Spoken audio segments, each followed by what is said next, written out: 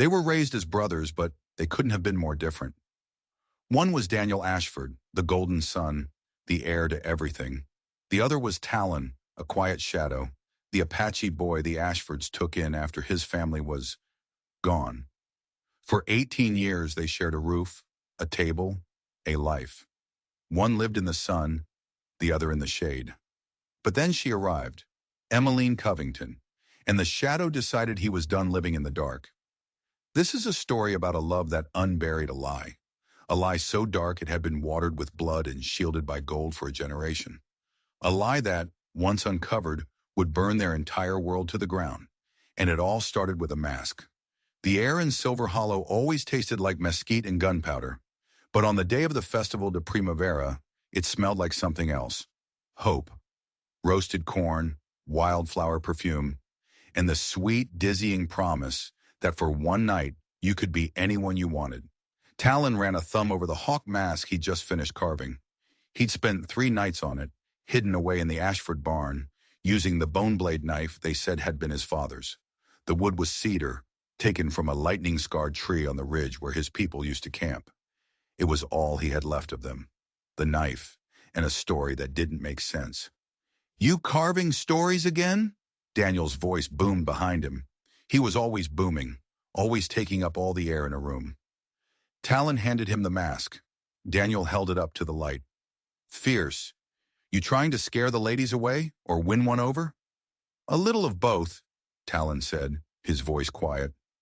Daniel laughed and slapped him on the back. It was a brotherly gesture that always felt more like ownership. "Come on, the music's starting. If we're late, all the pretty ones will be spoken for." They rode into town, a perfect picture of contrast. Daniel on his polished stallion, looking like a prince in his tailored waistcoat. Talon on a lean Mustang, a living ghost in simple linen. One was the heir to the Ashford Trading Company. The other was the company's darkest secret. Silver Hollow was a riot of color and sound. The heart of the festival was the maypole, and the tradition was simple. You wore a mask. You didn't speak your name. You danced, you drank, and you hoped for a moment of magic. Talon didn't believe in magic. He believed in survival. But then he saw her. She was standing by the old bell tower, away from the noise. Her dress was the color of a pale blue sky after a storm, and her hair was the color of wheat just before harvest. Emmeline Covington. She wasn't just another debutante shipped in from the east. Her eyes weren't scanning the crowd for a suitor. They were studying it, analyzing it, like a hawk. Their eyes met across the square. The world went silent. He was hidden behind his mask, behind his borrowed name, behind the scar that curved along his jaw. And still, she saw him. She walked toward him, moving with a grace that silenced the fiddles and guitars in his head. "Hello," she said. Her voice was soft, but it wasn't timid. Talon just nodded. "Señorita." A small smile played on her lips. "You don't sound like a ranch hand. And you don't sound like you're from around here." "I'm not," she admitted. "My father says I'm supposed to be getting to know the people. I think he means I'm supposed to be impressing the right people." "And are you?" Talon asked. "Hardly. They seem more interested in the mask than the faces behind them." He felt something inside him shift, a lock he didn't even know was there, beginning to turn. "Not everyone." Before she could reply, the world changed. The wind picked up, howling down from the mesa. The sky, clear moments before, turned a bruised purple. A crack of lightning split the heavens, followed by a roar of thunder that shook the ground. Panic erupted. Tables flipped. Dancers scattered. The crowd became a stampeding beast. Talon didn't think. He acted. He grabbed her hand. "This way." He pulled her through the chaos into the narrow alleys behind the chapel. The rain came down in thick, angry sheets. He spotted the rear gate to the Covington residence, her new home, and pushed her through just as the sky opened completely. They stood in the kitchen, dripping and breathless. The firelight flickered across her face. Her hair was soaked, her eyes wide. She looked up at him and the world stopped again. "You found me," she whispered. He wanted to say, "before I was ever lost." But he said nothing. He just looked at her, this impossible girl, and felt a pain so deep it felt like hope. Then the front door burst open. Voices filled the hall. He was gone before they saw him, melting back into the storm. But as he ran, soaked and cold, he realized he'd left something behind. In the rush, in the chaos, his mask had slipped from his belt, and she had it. The morning after the festival, Emmeline stood at her window, holding the cedar mask. She ran her fingers over the carved hawk's beak, the swirling sun motifs. It should have felt like a stranger's possession. Instead, it felt like a memory. She'd been in Silver Hollow for a week, and it had felt like a cage. A gilded cage, but a cage nonetheless. Her father, a man who saw life as a series of strategic acquisitions, had brought her here to be part of his latest deal, a marriage to Daniel Ashford, a union that would merge the Covington fortune with the Ashford empire. But last night, in the storm, holding the hand of the masked man, she had felt free for the first time. The door opened. "Emmeline!" Her mother's crisp voice cut through the quiet. "Come down. The Ashfords have arrived." Her stomach tightened. She hid the mask under a stack of books and followed Duty down the stairs. The parlor was suffocating with sunlight and ambition. Mr. Ashford Sr., a man with the face of a bulldog and the eyes of a shark, was deep in conversation with her father, and beside him stood Daniel. He was exactly as advertised. Golden hair, charming smile, the kind of easy confidence that came from never being told no. He stepped forward and took her hand. "Miss Covington, I saw you at the festival last night." "I was," she said politely. "I regret we didn't get a chance to speak," he said, his voice smooth as polished wood. "The storm came up so quickly." Then he lowered his voice just for her. "I was worried you wouldn't make it home safely." Emmeline froze. There was something in his eyes, a flicker of possession. "I was helped," she said carefully. Daniel's smile widened. "I know. It was my pleasure." The blood drained from her face. No, it couldn't be. The man in the storm had been quieter. His hands were calloused from work, not soft like Daniel's. His presence had been a comfort, not a performance. Before she could challenge him, her mother was at her side, beaming. "Oh, Daniel, you are too modest. A true gentleman rescuing our Emmeline." Daniel just winked at her, a silent confirmation of a shared secret, a secret that wasn't his to share. She felt dizzy. Was she wrong? Had the rain and the panic confused her? Later that day, back at the Ashford Ranch, Daniel strode into the barn, grinning from ear to ear. Talon was mending a bridle, his hands moving with practiced silence. "You'll never guess who I met today," Daniel announced, flopping onto a hay bale. "Officially this time." Talon didn't look up. "Emmeline Covington." Daniel paused, his smile faltering for a second. "How did you know?" "You talk in your sleep," Talon said, his voice flat. It was a lie. He'd seen them talking from the stable window. Daniel laughed it off. "Do I? Well, she's something, isn't she? Not like the other girls. She has a fire in her." He leaned forward.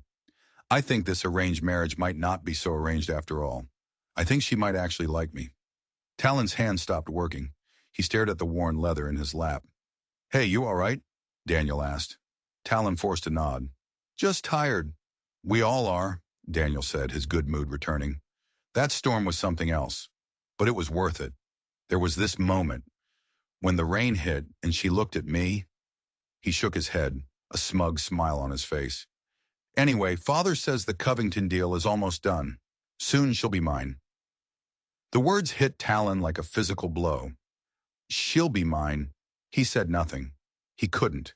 He was the orphan, the charity case. He owed the Ashfords everything. His home, his food, the very name he carried. He had no right to want anything more, especially not the one thing Daniel had already claimed. But as Daniel walked away whistling, Talon knew with a chilling certainty that Daniel hadn't just made a mistake. He hadn't just been confused. He had looked at Talon's one moment of magic and decided to steal it for himself. And Talon was beginning to wonder what else the Ashfords had stolen from him. For weeks, Talon watched from the shadows as Daniel courted Emmeline. He saw them in town, saw them riding on the Ashford lands. He saw Daniel's easy charm, and he saw the polite, distant smile Emmeline wore, like a mask of her own. He knew she didn't believe Daniel, not really, but she was trapped, a pawn in a game her father and Henry Ashford were playing. Talon retreated further into himself, into his work. But at night, he would walk the ridges above Silver Hollow, haunted by the memory of her eyes in the firelight, the feel of her hand in his. One evening, he found a small, folded note tucked under the saddle of his Mustang. The handwriting was elegant, precise. The old parson's garden, after twilight. His heart hammered against his ribs. It was a risk, a terrible, reckless risk. If they were caught, Daniel's jealousy would curdle into something dangerous, and Henry Ashford's wrath would be swift and final. He went anyway. The garden was abandoned, overgrown with wild roses and sage. He found her waiting on a worn stone bench, the moonlight turning her hair to silver. Talon, she breathed his name, and it sounded like the first true thing he'd heard in years. Emmeline. I wasn't sure you'd come, she said. I wasn't sure I should. They sat in silence, the space between them humming with unspoken words. He lied, she said finally, her voice barely a whisper. Daniel. He said he was the one who helped me in the storm. I knew he wasn't. Talon remained silent, his jaw tight. Why didn't you say anything? She asked, turning to face him. Why did you let him take credit for what you did? He's an Ashford, Talon said, the words tasting like ash. He's used to taking what he wants. And you're used to letting him? The question wasn't an accusation. It was a plea. He met her eyes, and in the darkness, he let her see the truth of him. The anger, the loyalty, the shame, the longing. It's complicated. I don't think it is, she said softly. She reached into the folds of her shawl and pulled something out. The hawk mask. I think this belongs to you.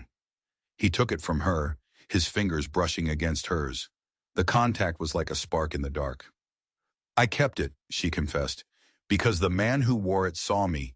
Not my name, not my family's money, just me. He couldn't breathe. Tell me the truth, Talon. Why are you here? Why do the Ashfords keep you so close, yet treat you like a ghost? He looked away toward the broken mountains on the horizon. They found me after a raid. My family. They were all killed. The Ashfords took me in. A raid? She pressed gently. That's what they told you? He looked back at her, confused. Yes. What else would it be? Emmeline took a deep breath. My father. He isn't just a businessman. He's a historian. He collects old maps, journals, records. He's obsessed with the history of this territory. She hesitated. Before we came here, I was looking through his study. I found one of his journals, filled with sketches of local Apache artifacts. She reached out and traced the hawk's beak on the mask in his hands. He had a drawing, she said, her voice trembling slightly. A drawing of a mask, identical to this one.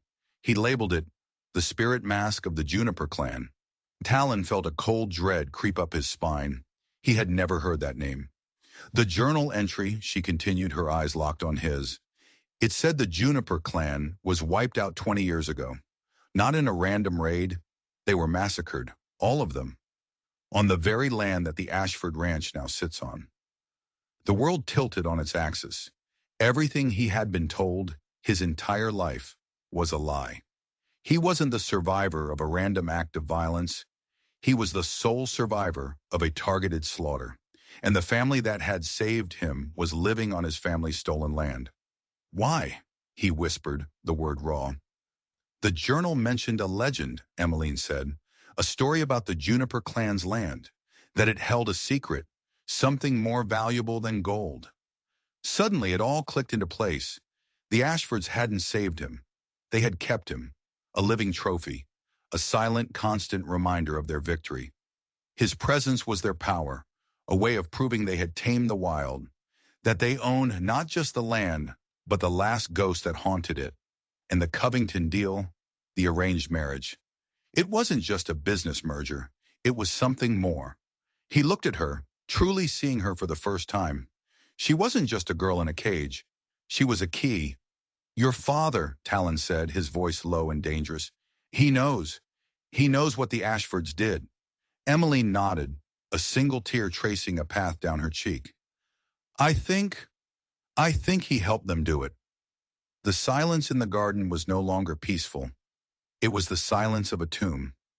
They were two children, standing on the edge of a grave their parents had dug, and the ground was starting to give way beneath their feet. "We have to find proof," Talon said, his voice filled with a cold fury he hadn't known he possessed. "I know where to look," Emmeline replied. "The Ashford Trading Company keeps two sets of books. My father told me once, laughing about it. One for the public and one for the family." She stood up, her fear replaced by a steely resolve. "He said the family ledger is kept in a hidden safe in Henry Ashford's office." Talon stood with her. The boy who had accepted his place in the shadows was gone. In his place was a man with a stolen past and a burning need for justice. He was no longer just fighting for a girl. He was fighting for the ghosts of the Juniper clan. The Ashford Trading Post was a fortress of wood and stone, the heart of Henry Ashford's empire. Getting into his private office undetected would be nearly impossible. But Talon knew the building's secrets. He knew the squeaky floorboards, the patterns of the night watchman, the loose window latch at the back. He had spent a lifetime learning to be invisible. Emmeline met him behind the stables, her face pale in the moonlight. She carried a small leather satchel. "My father is meeting with Henry," she whispered. "They're planning the engagement announcement. We have maybe an hour." "It's enough," Talon said. They moved like phantoms through the sleeping town. Talon pried open the window and slipped inside, then helped Emmeline through. The office smelled of old paper, leather, and greed. A massive oak desk dominated the room, and behind it, a portrait of a younger, even more ruthless-looking Henry Ashford stared down at them. "The painting," Emmeline breathed. "My father said Henry always hides things in plain sight." Talon ran his hands along the heavy gold frame. He felt a small, almost imperceptible button on the side. He pressed it. With a soft click, the painting swung outward, revealing a black iron safe embedded in the wall. "He won't have used a simple combination," Talon muttered, studying the dial. Emmeline stepped forward. "When my father spoke of Henry, he always mentioned one thing: the year he founded the company, the year he tamed this land, and as he puts it." She looked at Talon. "The year of the massacre." Talon's hands trembled as he turned the dial. 1868. A soft thud echoed in the silent room as the heavy bolt retracted. He pulled the door open. Inside, nestled among deeds and contracts, was a thick, leather-bound ledger. He placed it on the desk. Emmeline opened it. Her breath hitched. The pages were filled with meticulous, spidery handwriting. It was a record of every dirty deal, every threat, every bribe the Ashford Company had ever made. And there, on a page dated spring 1868, was the entry they were looking for. It was written in code, a series of numbers and symbols. "It's no good," Talon said, his hope turning to ash. "We can't read it." "Wait," Emmeline said. She knelt and opened her satchel. She pulled out her father's journal, the one with the sketch of the mask. She flipped through the pages frantically. He was obsessed with codes, too. Local legends, Apache traditions. He believed everything was a cipher. Her finger stopped on a page. "Here." He wrote down a lullaby he learned from an old trader, a song the Juniper clan used to sing to their children. She read the words softly. They were simple, about the sun, the moon, the hawk, and the river. But next to each word, her father had scribbled a number. "It's the key," she whispered. "The sun is 1, the moon is 2. Working together, their heads bent close over the desk, they began to decipher the ledger. The coded message slowly, horrifyingly, revealed itself. It was a payment list. To the Miller gang. For services rendered, clearing the Juniper Ridge land. A list of names followed. Notorious outlaws, butchers. And then, at the bottom, the authorization. 2 signatures. Henry Ashford. And beside it, clear as day, the elegant script of her own father, Alistair Covington. Emmeline let out a choked sob and stumbled back from the desk. It was true. Her father wasn't just an accomplice after the fact. He was a partner. He had funded the murder of an entire family. The wealth she had grown up with, the dresses, the education, the debutante balls, all of it was built on a foundation of bones. This marriage wasn't a merger. It was a renewal of a blood pact, a way to ensure the secret stayed buried for another generation. Talon stared at the page. the names of the murderers swimming before his eyes. He felt nothing and everything all at once. A vast, cold emptiness where his childhood should have been, and a white-hot rage that threatened to consume him. He reached out and took Emmeline's hand. Her fingers were ice cold. "We have to take this," he said, his voice hard as stone. "We have to show everyone what they did." Suddenly, they heard a noise from the front of the trading post. The heavy tread of boots. The night watchman was early. Or it wasn't the night watchman. They froze, their hearts pounding in the suffocating silence of the office. Talon gently closed the ledger. They had to get out. Now. He grabbed the book, and they crept toward the back window. But as he pushed it open, a floorboard creaked behind them. They spun around. Leaning against the door frame, a lantern held high in one hand, was Daniel Ashford. His golden hair was messy, his smile gone. He wasn't looking at them. He was looking at the open safe. "Well, well, well," Daniel said, his voice dangerously soft. "Looks like you two have been busy." He stepped into the room, his eyes finally landing on the ledger in Talon's hand. Recognition and then fear flashed across his face. He had clearly never seen it, but he knew what it had to be. The source of his family's power. The original sin. "I knew it," Daniel whispered, more to himself than to them. "I knew there was something between you two. I saw the way you looked at him, Emmeline, like he was a real person." He took another step, his eyes narrowing. "What did you find?" Talon held the ledger tighter. "The truth." Daniel let out a short, bitter laugh. "The truth? In Silver Hollow, the truth is whatever my father says it is." His gaze hardened. "Give it to me, Talon." "No," Talon said. "This is family business," Daniel snarled. "My family is in this book." Talon shot back, his voice cracking with a lifetime of suppressed rage. "The family you built your house on top of." The words hit Daniel like a physical blow. He staggered back, his face pale. He knew. Of course, he knew. Maybe not the details, but he knew the foundation of his life was rotten. Emmeline stepped forward, placing herself between them. "It's over, Daniel. We know everything. About the massacre. About my father." Daniel looked at her, and his anger crumbled, replaced by a desperate, twisted kind of pleading. "It doesn't have to be. We can put it back. We can bury it again. No one has to know." He reached for her hand. "Marry me, Emmeline. We can still have it all, my father and yours. They're powerful men. They can make this go away. We can make it go away." He turned his gaze to Talon. The look in his eyes was the most terrifying thing Talon had ever seen. It was a mixture of brotherhood and betrayal, love and hate. "And you, Talon," Daniel said, his voice dropping to a conspiratorial whisper. "My brother, you don't have to be a shadow anymore. You'll be my right hand. We'll run this empire together. Wealth, power, respect, anything you want. All you have to do is give me the book."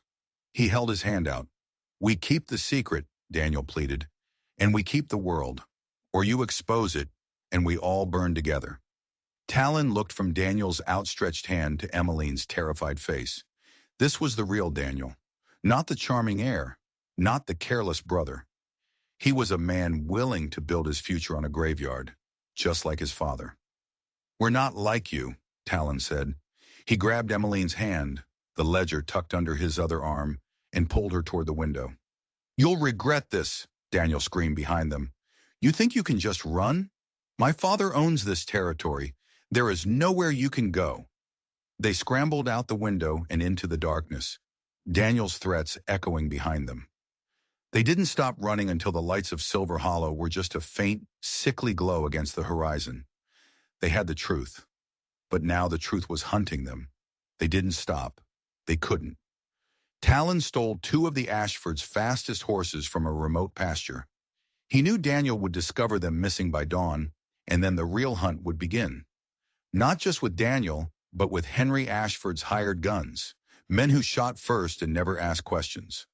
They rode hard, pushing east into the Badlands, a maze of red rock canyons and thorny brush, where the law was just a rumor. The ledger was wrapped in oilcloth and strapped to Talon's saddle, a heavy, toxic weight that seemed to poison the very air around them. Emmeline rode like she was born to it, her face set with a grim determination Talon had never seen before. The debutante from Virginia was gone, stripped away by the horrifying truth. In her place was a survivor. "Where are we going?" she shouted over the pounding of hoofs. "A place I half remember," Talon yelled back. "A place they thought they burned off the map. Juniper Ridge." It was a reckless move. It was the first place Henry Ashford would think to look. But Talon felt a pull he couldn't explain. He couldn't run toward a future until he faced the ashes of his past. They reached the ridge at dusk on the second day. It was a haunted, desolate place. The ground was still black and scarred in patches. The ghostly outlines of burned-out wickiups dotted the landscape like forgotten graves. A profound, sorrowful silence hung in the air. "This was it," Talon said, dismounting. "This was my home." He walked through the ruins, touching a charred post, running his hand over a stone foundation.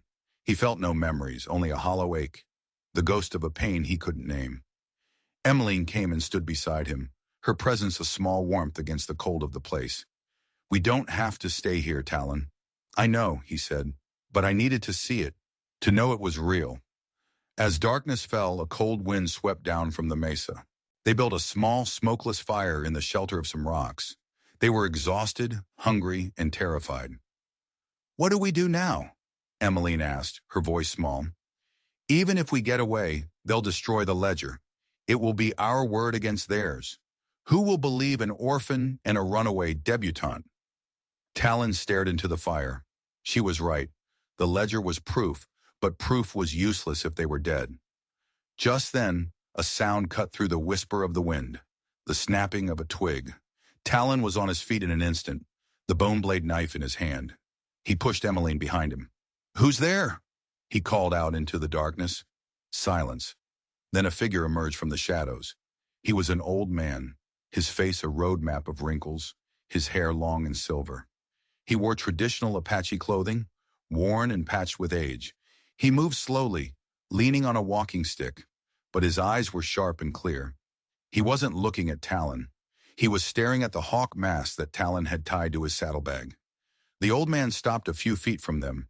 He raised a trembling hand and pointed at the mask. He spoke, not in English, but in the soft, flowing cadence of the Apache tongue. Talon understood only fragments, words that felt like echoes from a dream he couldn't quite recall. But he understood the word the old man repeated, his voice thick with disbelief. "Atsa, eagle."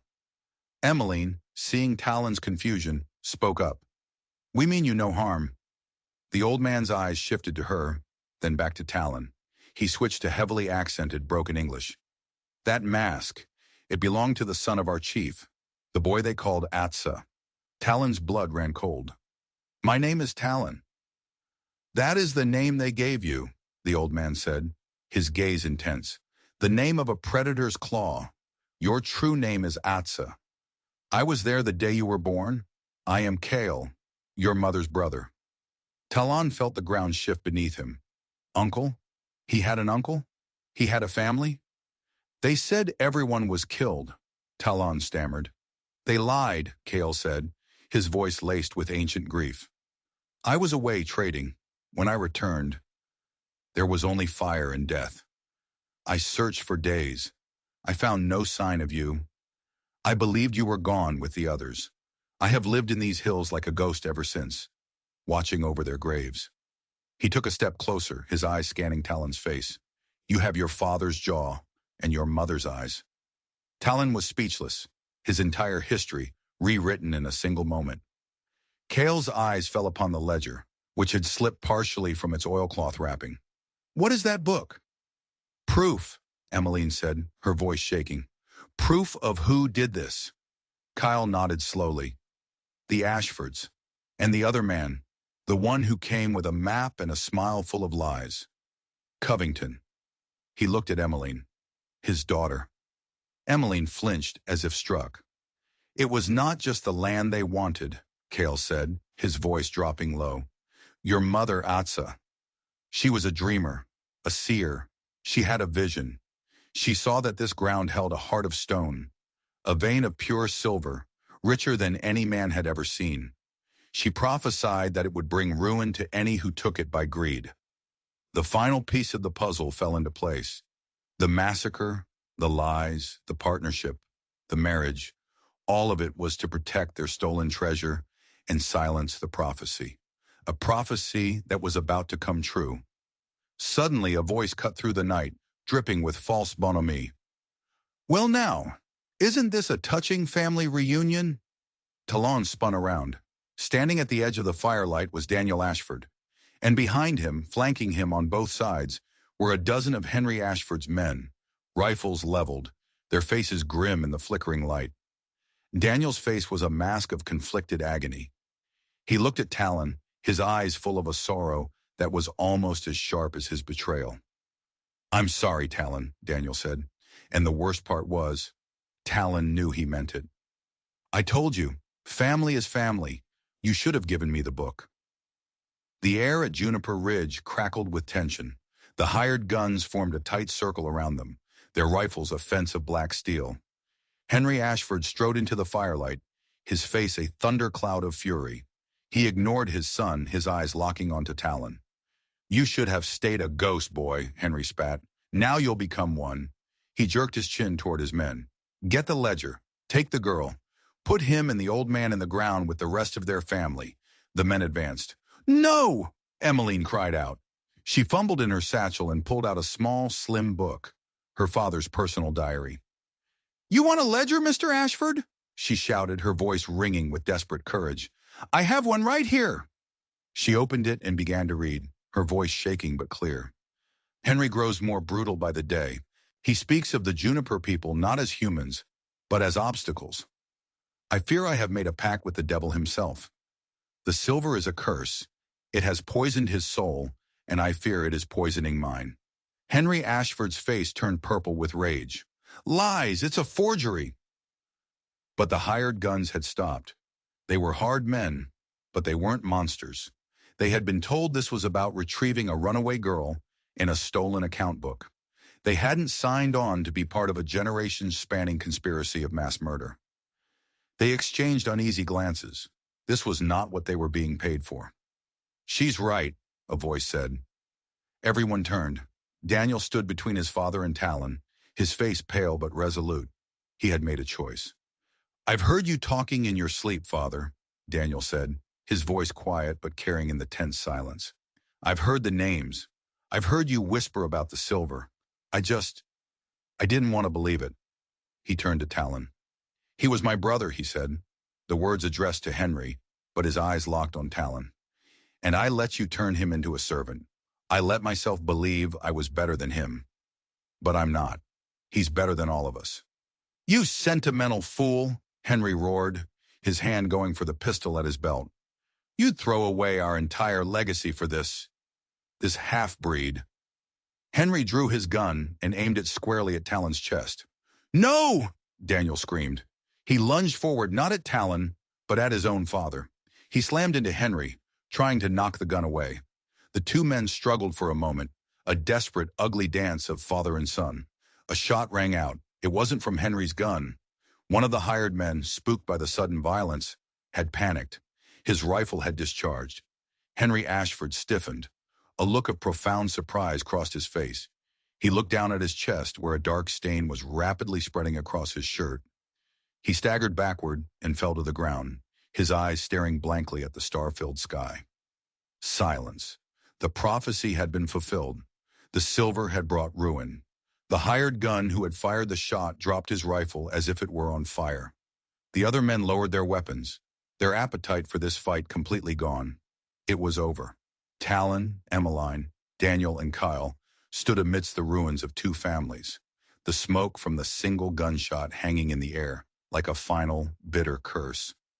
The immediate danger was past, but the world they had known was gone forever, burned to the ground just as this ridge had been 20 years before. They had the truth. They had justice of a sorts, but now they had to figure out what to do with the ashes. The fall of the House of Ashford was as swift as it was brutal. With Henry dead and Daniel refusing to lie, the whole sordid story came tumbling out. Emmeline's diary and the Ashford ledger were handed over to the territorial marshals. Her father, Alistair Covington, was arrested. His empire crumbled into dust. his name forever linked to the Juniper Ridge massacre. He would die in a federal prison years later, a broken man haunted by the ghosts he had paid to create. The hired guns testified against their former employer in exchange for leniency, their stories painting a damning portrait of Henry Ashford's greed. The town of Silver Hollow was shaken to its core, forced to confront the dark truth that their prosperity had been built upon. Daniel Ashford was the last one left standing. He inherited a disgraced name and a fortune stained with blood. He liquidated every asset, sold every contract, and dismantled the Ashford Trading Company piece by piece. The last thing he did was sign over the deed to the entire Ashford Ranch, all of the land stolen from the Juniper clan, back to its sole surviving heir. Then he rode out of Silver Hollow and was never seen in the territory again. Weeks later, a letter arrived for Talon. It contained the deed and a short, simple note. It was always yours. Forgive me. D. Talon, who was beginning to think of himself as Atsa again, stood on Juniper Ridge with Emmeline and Cale, holding the piece of paper that said he owned the land his ancestors had bled for. "What will you do?" Emmeline asked softly, her hand finding his. Cale looked at his nephew. "The silver is still there. You could be the richest man in the territory." Atsa looked out over the valley. He could see the future, not in a vision like his mother, but with the clarity of a man who had been to hell and back. He saw what the silver had done to Henry Ashford and Alistair Covington. He saw how it had twisted Daniel. He shook his head. "The silver is the land's. We will not take it." He looked at Cale, then at Emmeline. "We will build, not a ranch, not an empire, a community, a sanctuary for our people who are scattered, or for anyone who has been pushed aside, anyone who needs a safe place to call home." And so they did. News traveled on the wind. The story of the lost son of the Juniper clan who had returned, of the white woman who stood by his side, of the powerful men they had brought down. Slowly, people began to arrive. Apache families who had been living in hiding, settlers who were tired of the greed and violence of towns like Silver Hollow, freemen looking for a place to build a life. They used what little money Daniel had left them to buy seeds and tools. They built adobe houses that rose from the earth like natural extensions of the land itself. They planted corn and squash in the scarred fields, and little by little, life returned to Juniper Ridge.